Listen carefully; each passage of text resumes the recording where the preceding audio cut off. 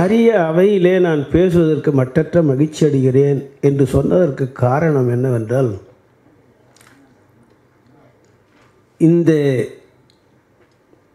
அவையிலே நான் அமர்ந்திருக்கிற இவர்கள் யாரும் எனக்கு புரியவர்கள் அல்ல, இல்லையா? ஒரு அறிவார்ந்த நாத்திகர்கள் இருக்கிறார்கள். அதனாலே நான் மிகவும் மகிழ்ச்சி அடைகிறேன். நாத்திகர் இல்லையா, அறிவார்ந்த நாத்திகர்னா அது ரொம்ப விசேஷம் சார், ரொம்ப சிறப்பு இல்லை? நம்முடைய எனக்கு இவங்களோடு இந்த தொடர்புகள் அதையெல்லாம் நான் நினைத்து பார்த்தேன்னா அதுவே அரை மணி நேரம் ஆகிடும். தம்பி வந்து சொன்னார் அரை மணி நேரம் பேசுங்கன்னு. அதனால் நான் அதெல்லாம் சுருக்கிட்டு ஒரே ஒரு வார்த்தை மட்டும் சொல்லி மேற்கொண்டு செய்ய வேண்டிய தலைப்பிலே சிந்தனை செய்யலாம். இங்கே என்னை திருச்சிக்கு முதலிலே ஒரு சுமார் ஒரு 25 வருடங்களுக்கு முன்னால் இருக்குன்னு நினைக்கிறேன். நம்ம ஐயா தமிழ் வழிபாட்டு உரிமைக்கு திருச்சியில் ஐயா மாநாடு நடத்தும்போது அடியேனை அழைத்து சென்றார்கள். அங்கே எனக்கு அறையெல்லாம் ஒதுக்கி அந்த இடத்துல நான் காலையிலே வந்துவிட்டு அதிகாலையில் வந்த உடனே என்னுடைய வழக்கம் போல் என்னுடைய பூஜைகளை எல்லாம் நான் செய்து கொண்டிருந்தேன். அப்போ உள்ள யாரோ வந்திருக்காங்கன்னாங்க. நான் பேசிகிட்டு இருக்கேன், பூஜை பண்ணிகிட்ருக்கேன். என்னோட கூட வந்தவர்கள்லாம் என்ன பண்ண, யாரோ வந்திருக்காங்க, இல்லை வெளியே உட்காந்துக்கிறேன்ட்டாங்க. நான் பூஜை முடிப்பதற்கு ஒரு அரை மணி நேரம் ஆயிற்று. அரை மணி நேரம் ஆன பிறகு யாரோ வெளியே இருந்தாங்களே, யாருன்னு கூப்பிட்டுன்னு சொன்னால் மிகவும் ஆச்சரியகரமான ஒரு உண்மை என்ன வந்தால், நம்முடைய ஐயா பெரிய குளத்தூர் மணி அவர்கள் வெளியே அமர்ந்திருந்திருக்கார். அவர் தான் என்ன ஏற்பாடு செய்திருக்கிறார். ஆனால் மிகவும் இவ்வளவு நாகரிகத்தை நான் வேறு எங்களுடைய சைவர்களிலேயே நான் பார்த்ததில்லை. அவன் உள்ள வந்து எப்போ வந்தீங்கன்னுவான், பூஜை பண்ணி எவ்வளவு நாகரிகத்தை என்னால் மறக்க முடியாது. நான் இங்கே மட்டும் சொல்லலை, நான் செல்லும் இடந்தோறும் சொல்லி கொண்டிருக்கேன். அந்த அளவுக்கு அதே மாதிரி கும்பகோணத்தில் நான் எவ்வளோ நாள் முன்னால் பேசினேன்னு தெரியல. அப்போ அதுக்கு ஏற்பாடு செய்தவர் நம்முடைய விடுதலை ராஜேந்திரன் அவர்கள் முழுமையாக என்னை அங்கே கவனித்து கொண்டார்கள். அப்புறம் மதுரை கூட ஒரு நிகழ்ச்சிக்கு வந்து கலந்துப்பீங்கன்னு நினைக்கிறேன். ஐயா வி அரசு அவர்களோடு நான் விவாத மேடையில் தொலைக்காட்சிகளிலே நிகழ்ச்சிகளிலே நான் பகிர்ந்து கொண்டிருக்கிறேன். காணொளி காட்சிகள், பல காணொளி காட்சிகள் நான் விரும்பி பார்ப்பது ஐயா பேராசிரியர் கருணாநிதி அவர்கள். ரொம்ப சிறப்பான சொற்பொழிவுகளெல்லாம் அவர் வாயிலாக கேட்கும்போது மனம் மகிழ்ச்சி அடையும். ஆகவே எல்லாம் நான் ஏற்கனவே சொன்னது போல் இத்தகைய ஒரு அறிவார்ந்த அன்பர்கள் நடுவிலே நாம் பேசுவது என்பதே மிகப்பெரிய ஒரு மட்டற்ற மகிழ்ச்சி எனக்கு கொடுக்கிறது என்பதை முதலிலே சொல்லிக்கொண்டு, அது மட்டும் இல்லாமல் எனக்கு இன்னொரு மகிழ்ச்சி என்னவென்றால், நான் இங்கே வள்ளலார் 200 விழா குழுவினுடைய உறுப்பினராகவும் இங்கே வந்து கலந்து கொண்டிருக்கிறேன். தமிழ்நாடு அரசு அமைச்சர் நம்முடைய தண்டபாணி அவர்கள்லாம் இருக்காங்க. நம்முடைய நண்பர், என்னுடைய மாணவர் இங்கே ஒரு ரங்கநாதன் இருக்காரா? ஓ, பின்னிருந்து ஊக்குகிறார் அவர். அப்படி சரி.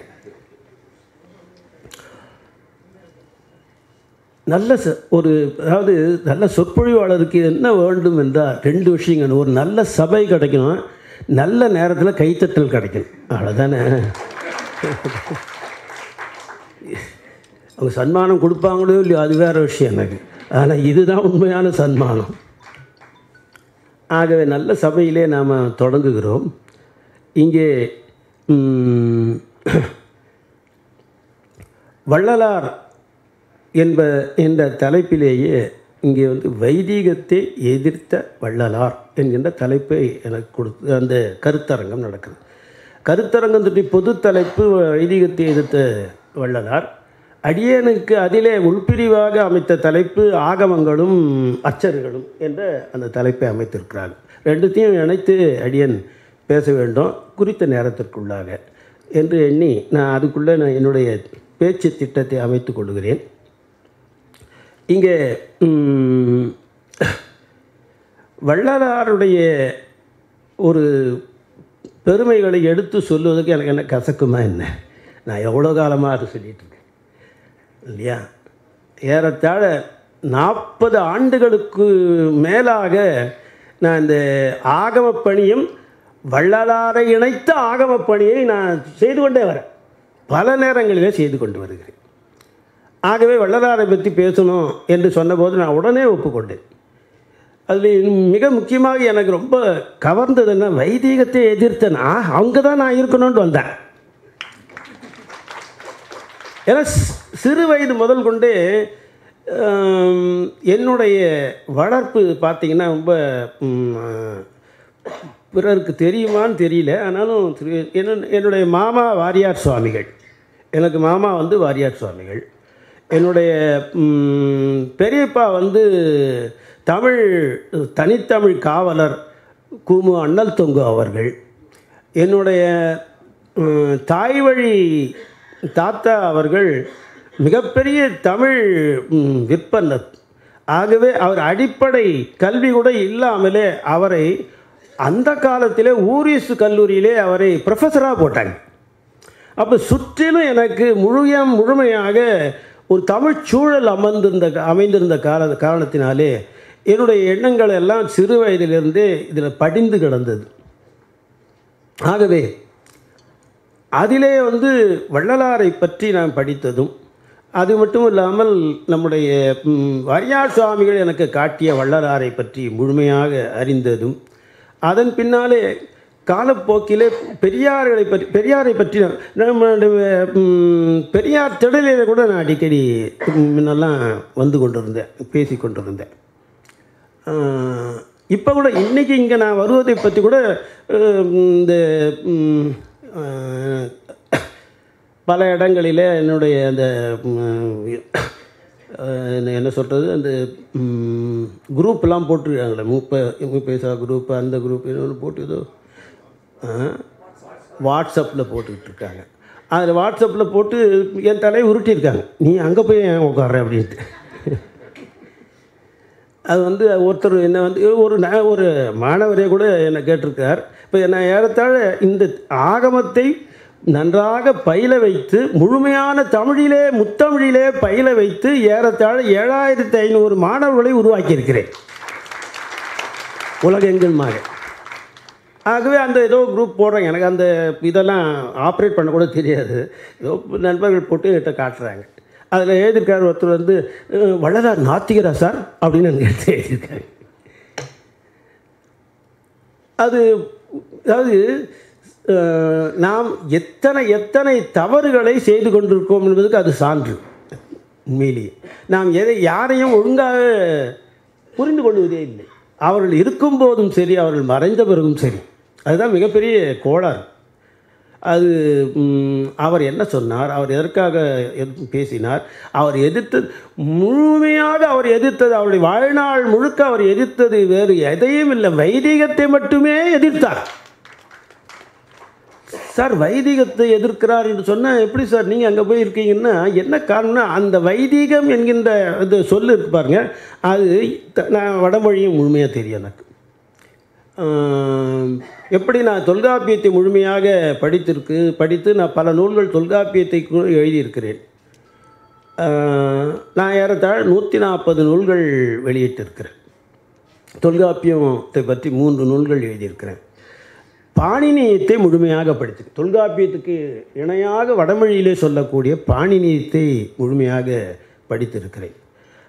ஆகவே இந்த நிலையிலே நான் அதை சொல்லும்போது, வைதிகம் என்பது பாணினிய இலக்கணப்படி வேதம் வைதிகமாக மாறும். வேதம் என்ற சொல்லு பாருங்க, அது தொடர்பானதை வைதிகம் என்று சொல்லுவார்கள். சிலை என்பது சைலம் என்று ஆகும், சிவம் என்பது சைவம் என்று ஆகும், திலம் என்பது தைலம் என்று ஆகும். இது இந்த வடமொழி இலக்கண விதி. அதுபோல தான் வேதம் என்பது வைதீகம் என்று வரும். அது வடமொழிக்கு உரியது என்றதுனால அந்த வேதம் வடமொழி வேதம். அது தமிழ் வேதம் அல்ல. ஆகவே இங்கே சொல்லப்படுகிற வைதீகம் என்பது வடவேதத்தினுடைய தொடர்புடைய ஒரு நெறியாக இருக்கிறது. வடவேதம் எந்த காலத்திலும் நமக்கு ஆகாது. வடவேதம் எந்த காலத்தில், தமிழ் வேதம் தான் நம்முடைய இது. தமிழர்களுக்கு தமிழ் வேதம் இல்லாமல் தெலுங்கில் இருக்குமா, இல்லை வடமொழி இருக்குமா? தமிழ் வேதம் என்பதை நம்முடைய பெரியோர்கள் சான்றோர்களெல்லாம் பல பல முறைகளிலே எடுத்து சொல்லியிருக்கார். நான் ஒரு இந்த வைதீகத்தை எதிர்ப்பு இருக்கிறது, அது இன்று நேற்று தோன்றியதே இல்லை. அது மிக பழங்காலத்திலிருந்து இந்த வைதிகம், இந்த வடமொழி வைதிகத்தை எதிர்க்கின்ற எதிர்ப்பு எதனால் வந்தது என்றால், சைவர்கள் அத்தனை பேரும் இந்த வைதிகத்தை எதிர்ப்பார்கள். குறிப்பாக சைவ சித்தாந்தியாக இருந்தால் நிச்சயமாக எதிர்ப்பார்கள். ஏன்னா சைவ சித்தாந்தம் எந்த காலத்திலும் வடமொழி வேதத்தை ஏற்றுக்கொண்டது அல்ல. அந்த நிலையில் தான் வள்ளலார் என்ன பண்ணார்னா, மிக அற்புதமாக அந்த வடமொழி வைதிகத்தை எவ்வளவு சாடணுமோ அவ்வளோ சாடி இருக்கிறார். அது எத்தனை பேருக்கு அதெல்லாம் முழுமையாக படித்திருப்பாங்கன்னு தெரியாது. அவங்க ஒரு ஆளுமையோடு, இப்போல்லாம் அதிகமாக ஆளுமைன்றது சொல்ல அதிகமாக பயன்படுத்துகிறேன். யாருக்கெல்லாம் சேராதோ அவனெல்லாம் சேர்த்து ஆளுமைன்றான். நான் வேறு ஒன்றும் சொல்லலை. அப்படி பெரிய ஒரு தமிழ் ஆளுமைகளாகவும் மிகப்பெரிய அருள் ஆளுமைகளாக இருந்த பல பெரியவர்கள் வைதிகத்தை எதிர்த்தார்கள். இதுதான் உண்மை. அந்த எதிர்த்து அவர்கள் சொல்லும்போதெல்லாம் கூட ரொம்ப ஸ்ட்ராங்காகவே சொல்லுவாங்க. சும்மா இப்படி போகிற போக்கில் சொத்துன்னு சொல்கிற மாதிரி இதுவும் சொல்ல, நல்ல ஆணித்தரமாக எதிர்த்தார்கள், அரைந்து பேசினார்கள். சில விஷயத்தெல்லாம் சொல்லும்போது சீர்திருத்தம் செய்ய வருகிற பெரியவர்கள்லாம் ரொம்ப அழகாக உரிமையோடு செய்வார்கள். நம்ம எத்தனை ஒன்று சொல்லுங்கள், யாராவது ஒரு உண்மை சொல்கிறேங்க கேளுங்க. சில பேர் திட்டினா இனிக்குங்க, புரியுங்களா? சில பேர் திட்டினா இனிக்கும், பரவாயில்ல. எத்தனை நேரம் பெரியார் நம்மளை பார்த்து முட்டா பசங்கடான்னு இருக்கார். எவனாவது கோச்சிக்கினா? யாரும் கோச்சிக்க மாட்டாங்க.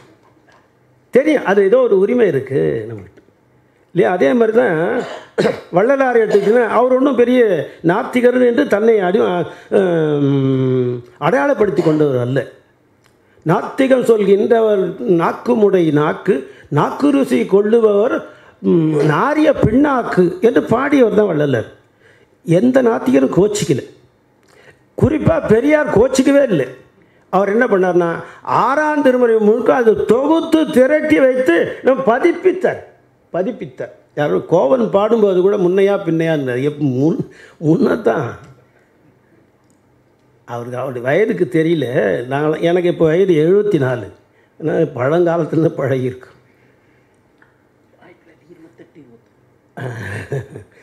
ஆமாம், அழகாக சொல்கிறார் பாருங்க. அந்த எந்த ஆண்டு என்ன சமாச்சாரம் என்பதெல்லாம் நம்ம அரசு நல்லா சொல்வார். சரி, ஆக ரொம்ப பழங்காலத்திலே அந்த வேத எதிர்ப்பை கையெழுத்தார். எந்த நம்ம வேதம் என்பது ஒரு சொல், பொது சொல்லான்னு நினைக்கிறீங்க.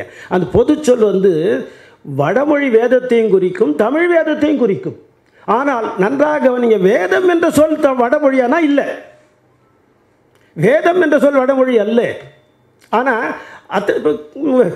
வெவ்வேறு மதத்தை சேர்ந்தவுடன் தனது வேதம்ன்றானே, இல்லையா? வேதம் என்பது பொது சொல். கிறிஸ்தவர்கள் வேதம்ன்ற வேதாகமம்னுவாங்க. குர்ஆனை வேதம் என்று முஸ்லீம் சகோதரர் எடுத்துக்கிறார். அவர்களுக்குரிய ஒரு ஜெரோஸ்டானிசம் சொன்னால் அவன் என்னது வேதம்ன்றான்.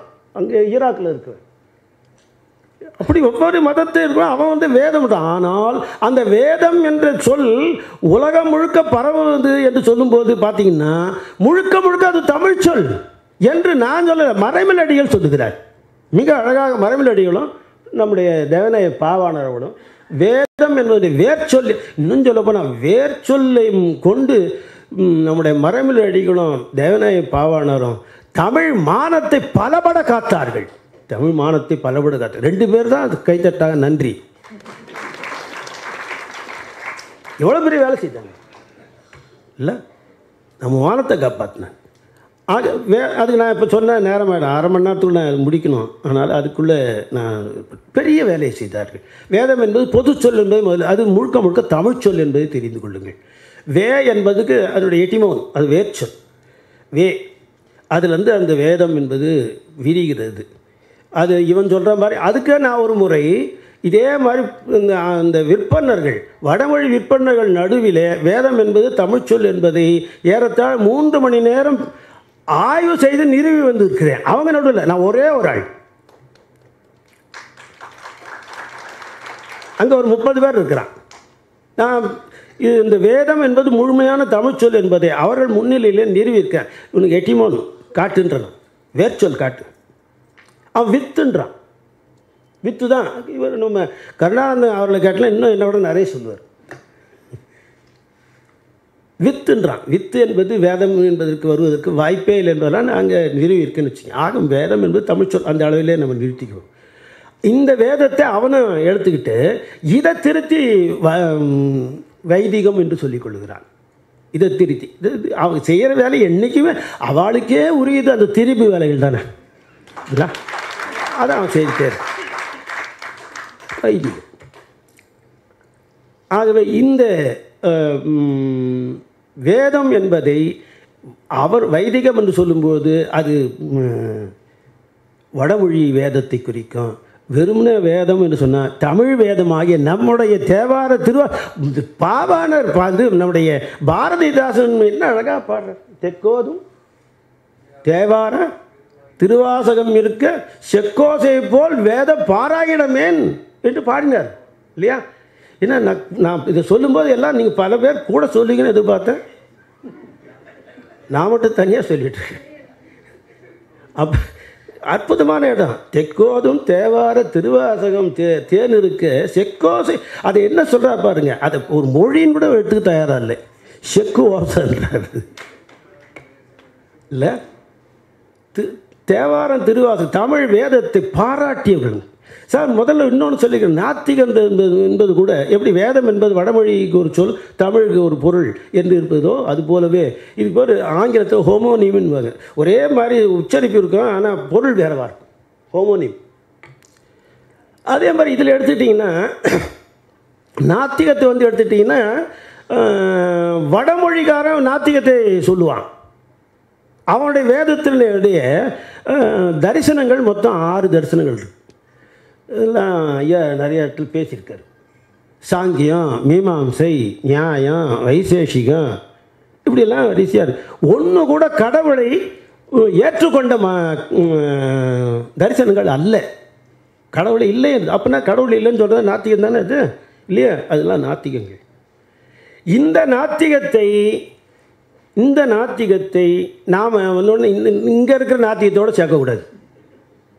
இது வேற நாத்திகம், இது தமிழ் நாத்திகம். புரியுதுங்களா? வடமொழி ஆரியனுடைய நாத்திகத்தை நம்முடைய நாத்திகம் சொல்லுகின்றவர் நாக்கு புண்ணாக்குன்னு தான் பாடினாரு. அவர் வள்ளலார் திட்டுவது யாருன்னா அந்த வடமொழி நாத்திகத்தை, தமிழ் நாத்தியத்தை. ஏன்னா வள்ளலார் எப்படிலாம் குன்றக்குடி அடிகளாரோட இருந்தார்னு நம்முடைய விடுதலை ராஜன் அவர்கள் சொன்னாங்க. குன்றக்குடி அடிகளாரை போய் பார்க்க போகிறாரு. அங்கே போனாக்கா அவர் என்ன பண்ணார்னா இவர் கொஞ்சம் முன்னாடி போயிட்டார். அவர் சொன்ன நேரத்துக்கு முன்னாடி நம்முடைய பெரியார் போயிட்டார். அவர் என்ன பண்ணார்னா ஐயோ முன்னாடி வந்துட்டாருன்ட்டு அவர் வேக வேகமாக இறங்கி வர்றார், மாடியிலேருந்து இறங்கி வர்றார். அப்போ இங்கே கீழே இருந்து ஒரு நாளும் அவர் வந்து அதாவது அடிகளாருக்கோ அல்லது சைவ சான்றோர்களுக்கோ எந்த நாளும் அவர் வந்து இழிவு சொன்னதே இல்லை. இழிவு சொன்னதே இல்லை.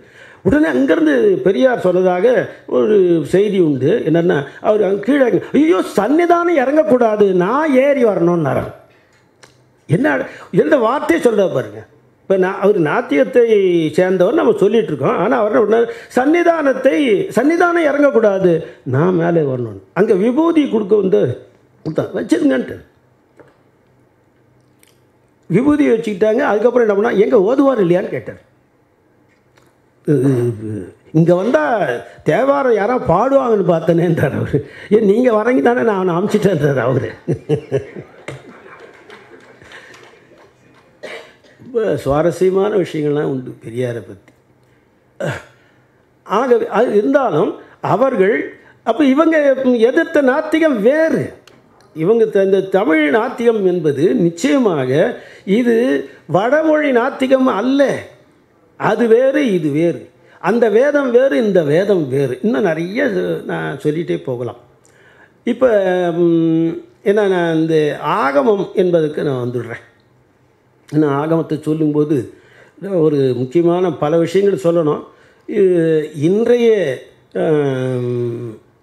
நிலையில் ஆகமங்களை முழுமையாக ஆராய்வதற்கு என்று நாம் பல என்ன காரணம்னா என்ன இதில் ஏற்கனவே ஆகமங்களை சொல்லி தந்து கொண்டிருக்கிறேன். ஆகம வழியிலே தமிழ் ஆகமங்கள் வழியாக இந்த பயிற்சிகளை கொடுத்துட்ருக்கேன். எப்படி வழிபாடு ஒரு தமிழ் வழிபாடாக நடைபெற வேண்டும் என்ற பயிற்சியை கொடுத்துட்ருக்கேன். ஏறத்தாழ நான் இப்போ ஏற்கனவே சொன்னது போல் ஒரு 7000 மாணவர்களுக்கு மேலே உருவாக்கியிருக்கு. எஸ்ஆர்எம் யூனிவர்சிட்டியில் அது வந்து 11 ஆண்டுகளாக நடந்து கொண்டிருக்கிறது. தொடர்ந்து நடந்து கொண்டிருக்கிறது. வேறு இந்த சின்ன சின்ன கோர்சஸ் எல்லாம் அவங்களுடைய நிதி பற்றாக்குறை காரணமாக எடுத்தார்கள் எஸ்ஆர்எம் யூனிவர்சிட்டியில். அப்போ வந்து எல்லாரும் ஒருமித்த குரலில் சொன்னாங்க, இல்லை இதை மட்டும் எடுக்காதீங்கன்னாங்க, இதை மட்டும் எடுக்காதீங்க. அப்படி அது 11 ஆண்டுகளாக தொடர்ந்து நடந்து கொண்டிருக்கிறது.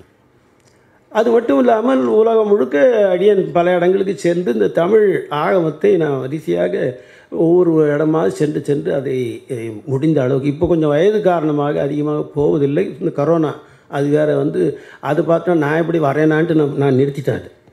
அதுக்கு மேலே போக முடியல அதிகமாக. இப்போ இந்த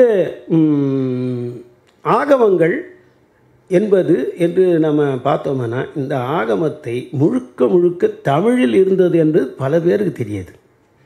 முழுக்க தமிழில் இருந்தது. முழுக்க தமிழில் இருந்ததற்கு புறநானூறு சான்றுகள் இருக்கின்றன. இன்னும் நம்முடைய பல சான்றுகளை நான் வச்சு சொன்னால் பின்வருவர்களுக்கு நான் இடம் விடணும். அத்தனை அது கருத்து மட்டும் ஒரு இதுவாக குறித்து வச்சுக்க. முழுக்க தமிழில் தான் இருந்தது. ஆகமம் என்பது தமிழில் தான் இருந்தது. அது 5ஆம் நூற்றாண்டில் தொடங்கி 8ஆம் நூற்றாண்டுக்குள்ளே வடமொழியில் போய் சேர்ந்தது. வடமொழியில் போய் சேர்ந்த பிறகு அந்த வடமொழியில் இருக்கிறவன் என்ன பண்ணான்னா, இந்த வடமொழியில் இருக்கிறதெல்லாம் எடுத்து வச்சுட்டு தமிழ் வடமொழி படுத்தி அந்த மொழி மாற்றம் செய்து கொண்டு தமிழில் இருந்ததை வந்து மன்னனோடு கூட்டு சேர்ந்துக்கிட்டு அதெல்லாம் அழித்தான். ஆனால் முழுக்க அது தமிழ்ச்செல்வம். அது தமிழ்ச்செல்வம். அதெல்லாம் இவன் அழித்தான். இதையெல்லாம் இப்பொழுது நான் அடியேன் வந்து இறை திருவள்ளினாலே மீட்டு கொண்டு வருகிறேன். முழுமையாக தமிழுக்கு மீண்டும் மீட்டுருவாக்கம் செய்து அதை எல்லாருக்கும் சொல்லிக் கொடுக்குறோம். இதுவரையில் நான் ஏற்கனவே சொன்னது போல் ஒரு 7500 மாணவர்களுக்கு மேலே உருவாக்கி இருக்கிறோம் என்பது இறை திருவருள். இன்னும் சொல்ல போனால் உங்களை போன்ற தமிழ் ஆர்வலர்களுடைய அன்பு. அது மாதிரி அதை எடுத்து செய்து வந்திருக்கிறோம். இப்போ இந்த ஆகமங்கள் முழுக்க தமிழில் இருந்தது. இந்த தமிழில் இருக்கிறத வந்து மாற்றிருக்கிறாங்க. மாற்றின இந்த ஆகமத்தை மீண்டும் தமிழுக்கு கொண்டு வருவதற்கு என்ன பாடுபட வேண்டியிருக்கு என்பது, நான் படுகிற பாட்டை நான் யார்கிட்ட வச்சு தாளம் படுமோ தறிபடுமோ என்ற அளவுக்கு இருக்கிறது. இருந்தாலும் நான் அதை விடாமல் செய்வதற்கு காரணம் என்னென்னா, நம்முடைய தமிழினம் தலை தூக்கி நிற்க வேண்டும், பழைய அந்த பெருமையை பெற வேண்டும் என்பதற்காக அடியேன் அதை கையில் எடுத்து கொண்டது. நான் இயல்பிலே பார்த்தீங்கன்னா, நான் எனக்கு சிறு வயதில் ஒரு 11 வயதில் ஏறத்தாழ 12,000 தமிழ் பாடல்கள் மனனம். என்ன அதெல்லாம் வாரியார் சுவாமிகள் எனக்கு மாமா அவர் வந்து இதைப்படி அதைப்படின்னுவார். அதெல்லாம் அந்த பழகினதில் இப்போ இது என்ன நம்முடைய அகராதிகள் நம்ம சொல்கிறோம் இல்லையா, இந்த அகராதிகள் என்பதை விட அது வந்து நமக்கு மிக நிகண்டுகள்னு சொல்லுவாங்க. இந்த நிகண்டுகள் எல்லாம் நான் சிறு வயதில் முழுமையாக ஏறத்தாழ நம்முடைய பிங்களந்தை நிகண்டுன்னு ஒன்று இருக்குன்னு வச்சிங்களேன், இருக்கா? பிங்களந்தை கூட ஒரு ஆள் மாதிரி ஒருத்தர் இருந்தால் தான் நமக்கு வசதியாக இருக்கும். பிங்களந்தை நிகண்டு ஏறத்தாழ 5000 கன்னிகள். இந்த 5000 கன்னிகளை எனக்கு 11 வயதில் முழுமையாக அடியேன் மனனம் செய்தேன். ஒரு டிக்ஷனரி மாதிரிங்க, அது நிகண்டுன்னா வேறு டிக்ஷனரி மாதிரி. 11 வயதில் நான் அது முழுமையாக மனனம் செய்து, அதனால் நான் சுலபமாக வெண்பா பாடுகிற ஆற்றல் அந்த என் 11 வயதிலே எனக்கு அமைந்தது. நான் பல நூல்கள் எழுதிக்கிறேன், அதெல்லாம் நான் அது சொல்லலை. நான் இது மிக முக்கியமானது என்னென்னா, இந்த மாதிரி வருகிற இந்த நிகழ்வுகளிலேயும் மற்றவற்றிலேயும் என்ன சொல்லுகிறது என்றால், தமிழினுடைய பெருமைகள் அத்தனையும் அதில் கொட்டி கிடக்கின்றன. தமிழினுடைய பெருமைகளை வந்து மிக மேலானதாக நம்ம தெரிந்து கொள்ள வேண்டும்னா நிகண்டுகளை முழுமையாக படித்தா தெரிஞ்சிடும். அது என்னென்னா சொல்லியிருக்காருன்னு நமக்கு தெரிஞ்சிடும். அத்தனை அது ஒருவேளை அது கூட எனக்கு இந்த துறையில் ஒரு ஆர்வத்தை கொடுத்தது என்று கூட சொல்லலாம். அதனால் அந்த துறையில் நான் தொடங்கினேன். ஆகமம் என்பது முழுக்க முழுக்க தமிழ்ச்சொல். ஆகமம் என்பது முழுக்க முழுக்க தமிழ்ச்சொல். ஒரு சொல் தமிழிலும் இருந்து வடமொழியிலும் இருந்ததுன்னா அதுக்கு பேர் என்னென்னா தற்சமம் சொல்லுவாங்க. சரியா? தற்சமம் இதுலேயும் இருக்கும், அதுலேயும் இருக்கும். கொஞ்சம் மட்டும் டிஃபரன்ஸு முன்ன பின்ன இருந்ததுன்னா அது வந்து ஒன்றா எடுத்துக்கிட்டாங்கன்னா அது தற்சமம். ஆகமம் என்ற சொல் முழுக்க முழுக்க தமிழ்ச்சொல். தமிழ்ச்சொல் அது வட சொல்லலை. நம்ம வந்து நிறைய பேர் நம்ம தமிழுடைய களஞ்சியத்தை நம்ம விட்டுடுறோம். நம்மது அது. ஆகமம் என்ற சொல் தமிழ்ச்சொல். ஆ என்று சொன்னோம்னா அந்த கமம் என்று சொன்னால் நிறைவுன்னு அர்த்தம். ஆனா உயிர்கள்னு அர்த்தம். உயிர்களின் நிறைவை கொடுப்பது ஆகமம் என்று தமிழன் எழுதி வச்சான். இது அவனுக்கு வடமொழியிலே கிடையாது. அவனுக்கு இதிலேருந்து காப்பி அடித்து 8ஆம் நூற்றாண்டு வரைக்கும், அந்த 5ஆம் நூற்றாண்டுலேருந்து 8ஆம் நூற்றாண்டு வரைக்கும் அதெல்லாம் காப்பி அடித்து போயிட்டு இதை காலி பண்ணிட்டு போட்டான். தமிழில் இருக்கிறதெல்லாம் எரிச்சிட்டான். ஐயோ இந்த இதும்போது எரிச்சிடணும் தெரியுமா அப்படின்னு சொல்லிட்டு 18ஆம் பெருக்கு இருக்கு பாருங்க, அதில் போட்டு இதில் விட்றான், ஆற்றுல விட்றான்னா, அப்பப்போ எரிச்சு விட்றான்னா. அப்படி எரித்து நம்முடைய அந்த ஒரிஜினலெல்லாம் இல்லாமல் ஆக்கிட்டு வடமொழியில் அவன் மாற்றிக்கொண்டான். ஆகமம் என்பது தூய தமிழ்ச்சொல். அவன் உடனே அது அப்படியே அவங்ககிட்ட கிடையாது. அதனால் அந்த ஆகமத்தை அப்படியே அவனும் எடுத்துக்கிட்டான். அதனால தான் அது தற்சமம் என்கின்ற அந்த சொல்லாக மாறுகிறது. அப்போ ஆகமம் அதுக்கு என்ன பேர்னு சொல்லலாம்னா அதுக்கு அர்த்தம் சொல்ல தெரியல. இதில் ஆகமம்னா நம்ம சொல்கிறோம் அது உயிர்களின் நிறைவை குறித்ததுன்னு நம்ம சொல்கிறோம். அதுக்கு அவனுக்கு அது மாதிரி சொல்லலை. ஆனால் அவன் என்ன பண்ணனா, இது என்ன வந்ததுன்னா அவனே தன்னைத்தானே காட்டிக்கிட்டான். அந்த சொல்லினாலேயே இது அவனுக்கு ஆகமம் அவனோடது அல்ல, முழுக்க முழுக்க நம்முடைய தமிழனுடையது என்பதை நாம் புரிந்து கொண்டோமானால் நீங்கள் எந்த எண்ணமுடையவர்களாக இருக்கலாம், எந்த கொள்கையுடையவர்களாக இருக்கலாம், எந்த கடவுள் நம்பிக்கை உடையவர்களாக இருக்கலாம், அந்த கடவுள் நம்பிக்கை இல்லாமல் இருக்கலாம். ஆனால் இது நம்மது என்பது தெரிய வேண்டும். இது நம்முடையது. மிக சிறந்த முறையில் அந்த ஆகமத்தை அவர்கள் தமிழர்கள் கொண்டு வந்திருக்கிறார்கள். நம்முடைய நான் புறநானூறு ஏறத்தாழ 14 ஆண்டுகளாக புறநானூறு சொற்பொழி செய்து கொண்டது. 16 ஆண்டுகள் 224 பார்கள் செய்யுள்கள் சென்றிருக்கின்றன. இன்னும் சில பேருக்கு புரியுது அது எவ்வளோ பெரிய சாதனை.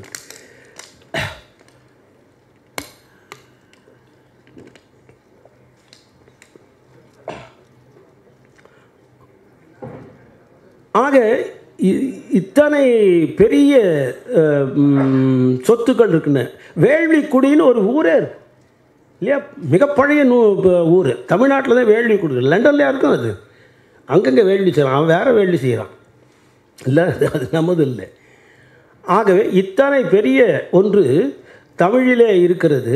இந்த தமிழ் நிலையிலே அவர்கள் எந்த நல்லா ஞாபகம் வச்சுக்க, எந்த துறையாக இருந்தாலும் தமிழுடைய சிந்தனை வேறு எந்த சிந்தனை உலகத்தில் இருந்தால் அதை விட 100 மடங்கு உயர்ந்ததாக இருக்கும்.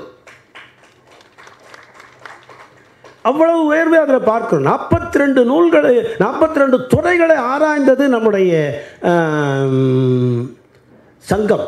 தமிழ் சங்கம் இருந்தபோது 42 துறைகளை ஆராய்ந்திருக்கேன். ஒன்று இல்லைங்களா, இசை, இயல், இசை, நாடகம், அது ப்ராடர் கிளாசிஃபிகேஷன், அவ்வளோதான். அது உள்ளே போய் பார்த்தீங்கன்னா ஏறத்தாழ் 42 துறைகளை மிக அற்புதமாக ஆராய்ந்திருக்கிறான். அதை மிக அழகாக எடுத்து காட்டிய பெருமை நம்முடைய தேவநேய பாவாணருக்கு உண்டு. தேவநேய பாவாணர் ஒவ்வொன்றாக எடுத்து காட்டி ஒவ்வொன்றத்துக்கு சான்று காட்டினார். ஒவ்வொன்றுத்துக்கு சான்று காட்டினார். இதெல்லாம் யார் படிக்கிறான்? ஜூனியர் விகடன் படித்தா போதும்னு நினச்சா நம்ம என்ன ஆகிறது? நம்ம சமாளித்தேன் இல்லை, நம்முடைய பெருமைங்க நாம் தானே சொல்லணும் இல்லை. அவ்வளோ உயர்ந்த அந்த நிலையில் இந்த ஆகமங்கள் அமைந்தன. இந்த ஆகமங்களை முழுமையாக எடுத்து வைத்து தமிழிலே அது ஒரு, நீங்கள் அதை ஏற்றுக்காமல் போகலாம். நம்ம அதெல்லாம்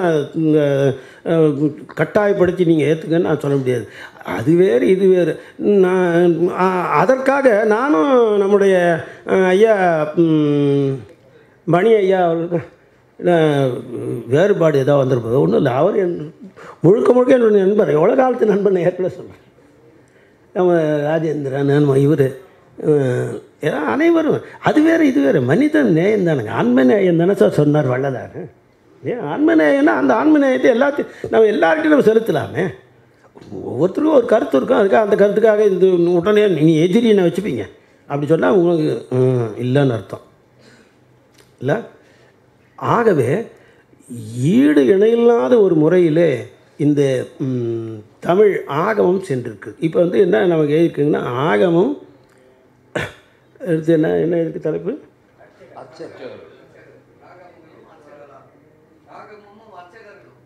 அர்ச்சகர்கள் போட்டுக்கணும். சரி. இப்போ இந்த ஆகமத்தை நம்முடைய வள்ளலார், ஏன்னா வள்ளலார் தான் அது தொட்டு தான் நம்ம இந்த தலைப்பையே தொட வேண்டியிருக்குது. வள்ளலார் ஆகமத்தை மிகவும் அற்புதமாக கையாண்டார். இப்போ அருட்பெருஞ்சோதி அகவல் இருக்குன்னு வச்சுங்க. அந்த அருட்பெருஞ்சோதி அகவல் அவர் அதான் இருக்கிறதுலே தலைமணியான நூல். அவர் செய்த நூல்களில் 5818 பாடல்கள். அதில் வந்து மிக அற்புதமான பகுதியாக சொல்லப்படுவது இந்த அருட்பெருஞ்சோதி அகவல் தான்.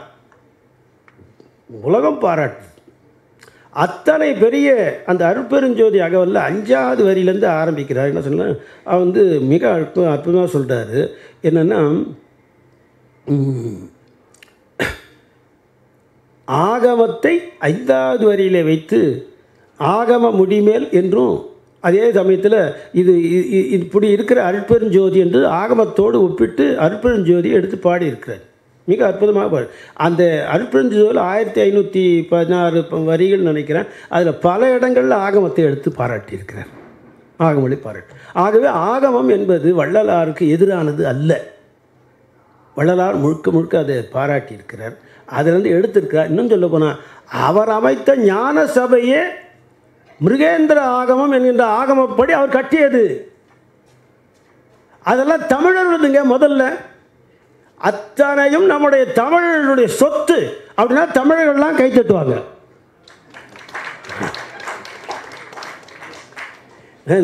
எங்கே இருக்குன்னே தெரியல. அதனால தான் முதல் இடத்த காட்டுறேன். தமிழர்கள். இல்லாட்டி வள்ளலார் அதுக்கு வரமாட்டார் சார், ஞாபகம் வச்சுங்க. இல்லாட்டி வள்ளலார் ஆகமத்துக்கு வரமாட்டார். தமிழர்கள் இல்லைன்னா அவர் அந்த பக்கமே திரும்பி கூட பார்க்க மாட்டார். அது மிக உயர்ந்த ஒரு கருத்து. அந்த கருத்தில் அடுத்து வந்து அர்ச்சகர்கள் என்கின்ற அந்த நிலையை வந்து பார்க்கிறோம். இந்த அர்ச்சகர்கள் தானே போட்டுருக்கு. ஆகமங்களும் அர்ச்சகர்களும் எல்லா கோயில்லையும் ஆகமங்கள் படி. நான் இப்போ ஆகமத்துக்கு கிளாஸ் எடுக்கிறதுக்காக வரல. எல்லா கோயில்லையும் ஆகமங்கள் படி நடக்குது. அது தமிழ் நெறியுடையது, ஞாபகம் வச்சுக்க. இப்போ அது வேறு யாரோ கையில் போய் மாட்டிகிட்டு இருக்கு, அது வேறு விஷயம். அதெல்லாம் மாற்றுவதற்காகத்தான் இப்போ நம்ம வந்து படிச்சுக்கிட்டு இருக்காங்க. என்னை அந்த இதிலே இந்த அரசாங்கமே கூட அந்த என்னது உயர்நிலை குழுவில் என்ன உறுப்பினராக போட்டிருக்காங்க. இந்த அறநிலையத்துறையில் ஒரு உயர்நிலை குழுவில் அடியேனை உறுப்பினராக போட்டிருக்காங்க. பொறுப்பு என்னென்னா, முக்கியமாக வேறு யாருக்கும் இது போட்டால் சரிப்பட்டு வராது சார், நீங்கள் தான் பார்க்கணுன்ட்டு நம்முடைய முதலமைச்சர் எனக்கு ஆகம பொறுப்பை கொடுத்துருக்காரு. முழுக்க முழுக்க நான் ஆகமங்களை தமிழில் எப்படி அது வந்திருக்கின்றன, அது அதை வைத்து நம்ம என்ன செய்யலாம் என்பதற்காக, இன்னும் சொல்ல போனால் தமிழில் குடமுழுக்குகளை நடைபெறுவதற்காக அடியேனை அங்கே அமர்த்தியிருக்கிறார். இனிமேல் தமிழில் தான் குடமுழுக்கு நடக்கணும், அதுக்கு உங்கள் பொறுப்பு என்று என்ன அடியேனை பணித்திருக்கிறார். அந்த வேலை நான் செய்துட்ருக்கேன். ஆகவே இந்த ஆகமத்தினுடைய மிகப்பெரிய அதுக்கு தனி வகுப்பு அதெல்லாம் அது விட்டுருவான். முழுக்க எல்லாருக்கும் தமிழில் சொல்லி கொடுத்துட்ருக்கேன். ஒருத்தர் 2 பேரில் ஏற்கனவே சொன்னது போல் 7500 மாணவர்களை உருவாக்கியிருக்கிறேன் உலகம் முழுக்க. இன்னும் அது தொகை தொடர்ந்து கொண்டு இருக்கிறது. அது ஒரு பக்கம் போக, இந்த ஈடு இணையில்லாத இந்த ஆகமத்தை தமிழிலே கொண்டு வந்து அது பின்னால் மடை மாறி ஏதோ ஒரு வழக்கமாக ஒன்று சொல்லுவாங்க, பிச்சை எடுத்தான் பெருமாள், அதெல்லாம் நல்லா தெரியுது சார், அதெல்லாம் அப்படி தெரியுது. தமிழனோடது எவனை பிடிங்கிட்டான். இந்த ஆகம கோயில் கான்செப்டெல்லாம் இது விட்டு இப்போ வேறு யாரோ உள்ளே உட்காந்துருக்கான். இதுக்கு போராடிட்டுருக்கோம். ஆக இந்த அர்ச்சகர்கள், அதுக்குள்ளே இருக்கிற அர்ச்சகர்கள் எப்படி இருக்கிறார்கள் என்பதை பார்த்தோம்னா, அதையும் மிக அற்புதமாக கையாண்ட பெருமை வள்ளலாருக்கு மட்டுமே உரியது, வேறு யாருக்கும் அது கிடையாது. அவர் என்னென்னா, வேதாகமத்தின் விளைவரியர், அவர் பாட்டு வருதில்லை, கரெக்டாக நான் சொல்கிறது, ஒரு சாட்சி வச்சுட்டு தான் ஆரம்பிக்கணும். வேதாகமத்தின் விளைவரியர் சூதாக சொன்னதனால் வேறு சொன்னார்ல, சூதா சொல்கிறாங்க, இதுக்கு சம்பந்தமே இல்லை. அவன் சொல்கிற வேதத்துக்கும் தமிழ் வேதத்துக்கும் சம்பந்தம் இல்லை, அவன் சொல்கிற ஆகமத்துக்கும் தமிழ் ஆகமத்துக்கும் சம்பந்தம் இல்லை என்று சொல்லி நிலைநாட்டிய பெருமை நம்முடைய வள்ளலாருக்கு சேரும். மிகச்சிறப்பாக அதை எடுத்து நிறுவி இருக்கிறார். ஆக அவர் சொன்னபடி மிக அற்புதமாக என்ன பண்ணோம்னா, அந்த ஆகமன் வழியிலே செய்யாமல், அந்த தமிழ் வழியிலே செய்யாமல் மாற்றியதற்கு மிகப்பெரிய கண்டனங்களை வள்ளலார் செய்திருக்கிறார். அவருடைய சரிதத்தை, அவருடைய வரலாற்றை பார்த்தீங்கன்னா, அதில் எந்தெந்த இடங்களிலே அவர் என்னென்னலாம் பாடியிருக்காருன்னு பார்த்தீங்கன்னா, அதெல்லாம் ஒரு பெரிய விஷயம். நான் சொல்கிறதுக்கு நேரம் இல்லை, நான் மற்றவர்களுக்கு நான் துரோகம் செய்யணும்னு ஆகிவிடுவேன். ஆகவே ஏன்னா நேரம் கருதி பேசணும் இல்லைங்களா. மிகச்சிறந்த அந்த நிலையில் அந்த அர்ச்சகர்கள் என்ன செய்கிறார்கள் என்பதை மட்டும் ஒரே ஒரு வார்த்தை நான் சொல்லிவிட்டு நான் நிறைவு செய்திடுறேன். அதாவது இப்போ இருக்கிற அர்ச்சகர்கள் முழுக்க தமிழர்கள். அந்த செய்தியாவது நம்முடைய தமிழர்களுக்கு போய் சேரணும். அது இல்லையா, இங்கே இருக்க அத்தனை பேர் நல்ல தமிழர்கள். உங்கள் அனைவருடைய பாதங்களை தொட்டு நான் பணிகிறேன். அது கூட 2 பேர் தான் கைத்தட்டு.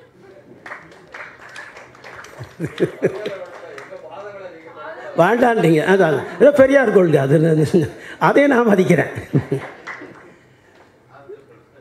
ஆக மிகப்பெரிய ஒரு விஷயம் என்னென்னா, இவர்கள் அர்ச்சகர்களாக பின்னால் அந்த 5ஆம் நூற்றாண்டிலிருந்து 8ஆம் நூற்றாண்டு அந்த இடைப்பட்ட காலம்தான் முழுமையாக தமிழிலிருந்து வடமொழிக்கு மாறிது. கோயில்களிலே வழிபாடுகள் அத்தனையும் தமிழில் நடந்தன. 5ஆம் நூற்றாண்டு வரைக்கும் இருந்தது. காஞ்சிபுரத்தில் கெடுத்தான் அந்த கதையெல்லாம் சொன்ன நேரமாயிடும்.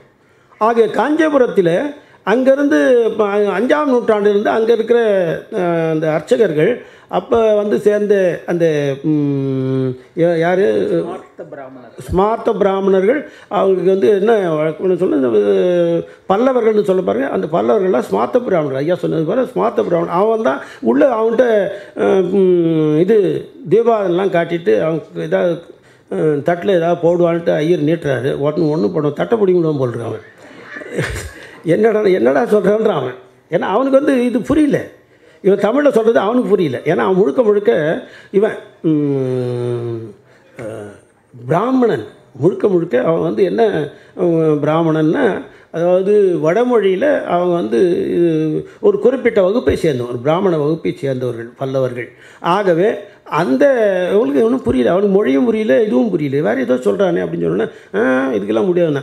இவன் என்ன பண்ணாம அப்போ தான் நம்மால் என்ன பண்ணான்னா உடனே அவனுக்கு புரிஞ்ச மாதிரி நம்ம மாற்றிப்போன்னு சொல்லிட்டு வடமொழியை இந்த ஆகமத்தை தமிழில் இருந்த ஆகமத்தை வடமொழிக்கு மாற்றிய காலம் கிபி 5ஆம் நூற்றாண்டு.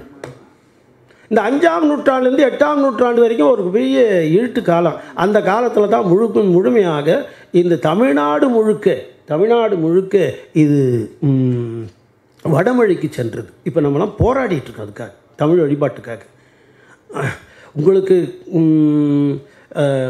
வழிபாட்டை பற்றி ஒரு கருத்து இருக்கலாம், அது வேறு விஷயம். ஆனால் இங்கே தமிழ் தான் நடக்க வேண்டும் என்பது இங்கே இருக்க அத்தனை பேரும் ஒப்புக்கொள்வார்கள் இல்லையா? அதைத்தான் நான் அதுக்காக தான் நான் போராடிட்டு இருக்கேன். 1 ஆண்டு 2 ஆண்டு இல்லை, நான் படித்த படிப்பு வேறு, நான் என்ஜினியர், நான் படித்த படிப்பு வேறு.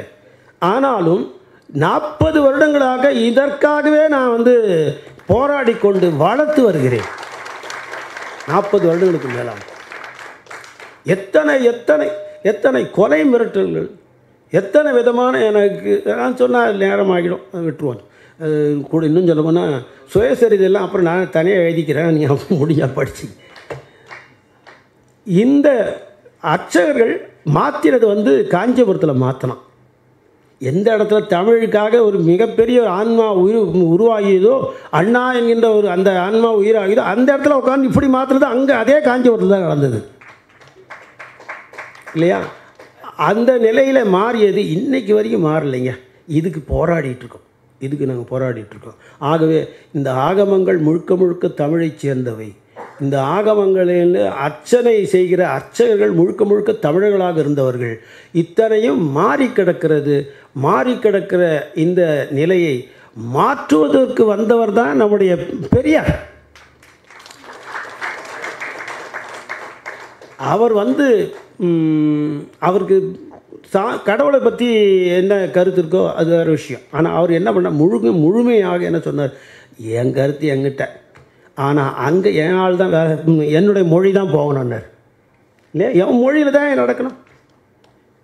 இதுக்கே நம்ம கைத்தட்டலாமே, கேட்டு வாங்க வேண்டியிருக்கு. சிவாயினம். ஆகவே உயர்ந்த ஒரு தமிழ் மொழி, தமிழினுடைய பெருமைகளை எல்லாம் இந்த இந்த இந்த பண்பை சைவ சித்தாந்தம் முதலிலே கையில் எடுத்துக்கொண்டது. ஆனால் அவங்க செய்தது வந்து மிகப்பெரிய அளவிலே வெற்றி பெறவில்லை. ஆனால் பெரியார் எடுத்தது வெற்றி பெற்றிருக்கிறது. உண்மை ஒத்துக்கணும்ல என்று சொல்லி அர்ச்சகருடைய நிலை, அந்த அர்ச்சகர் வந்து செய்ய வேண்டியதெல்லாம் முழுக்க தமிழ் அர்ச்சனையாக செய்ய வேண்டும் என்பதற்காக போராடி கொண்டிருக்கிறோம். இப்போ இருக்கிற இந்த அரசாங்கம் அதுக்கு ஆதரவாக இருக்கிறது, அடியேனே அது பணி கொண்டிருக்கிறது. அந்த பணியை உங்களுடைய அன்பினாலே நான் மிகச்சிறப்பாக செய்யும்படி என்னை நீங்களெல்லாம் ஆதரவு தெரிவிக்க வேண்டும் என்று சொல்லி வாய்ப்புக்கு நன்றி கூறி அமைகின்றேன். வணக்கம்.